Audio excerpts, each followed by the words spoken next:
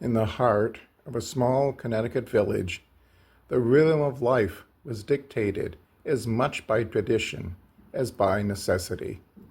Children, regardless of circumstance, were schooled with all the knowledge they might absorb until their 12th birthday.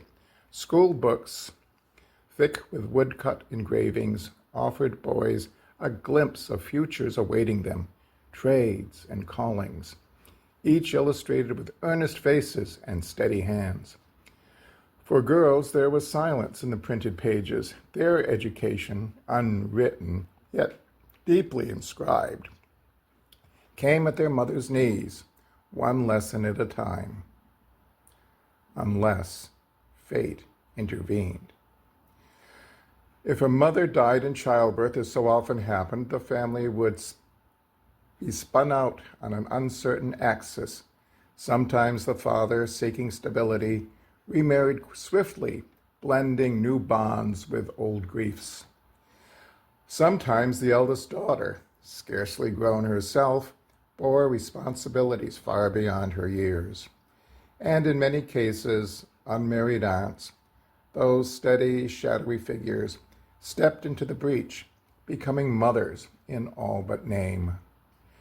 My own great-grandmother played such a role. She attended her cousin's funeral as a mourner, and within 2 years transformed from witness to matriarch, marrying the widow and adding 4 more children to his family of 6. Among those was newborn Clara, the child whose birth had cost her mother's life. Clara, in time, married a cousin, Burr.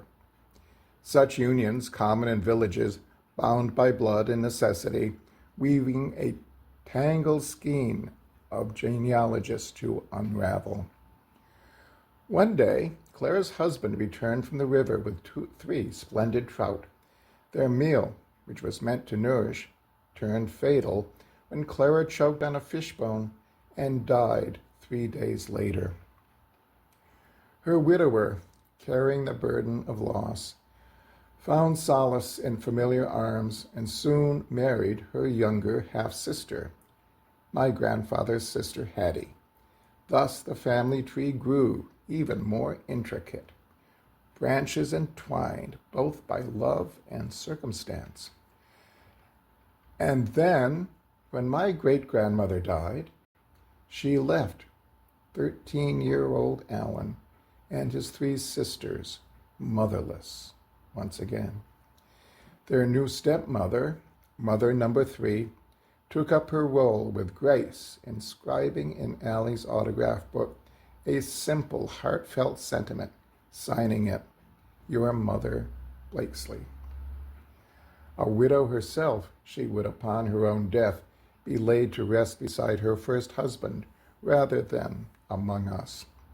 A final testament to tangled loyalties and layered history. But as Charles Kuralt always said, and now for the rest of the story,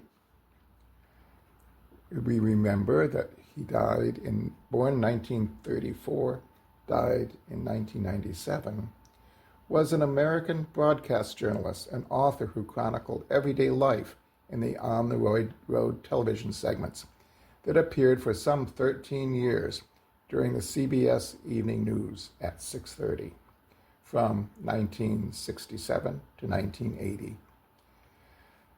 Alan Blakesley named his younger daughter Clara, remembering that baby who was responsible for his existence, and she became my mother.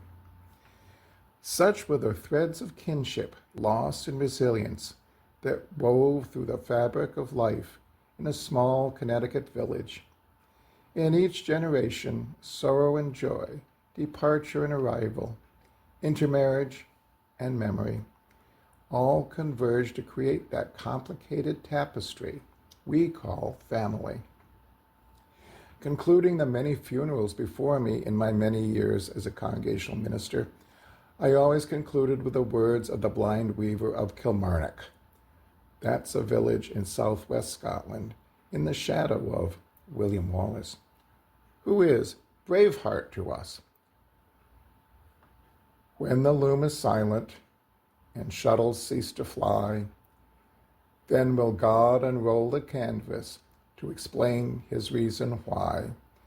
The dark threads are as needful in the weaver's skillful hands as those of gold and silver in the pattern he has planned.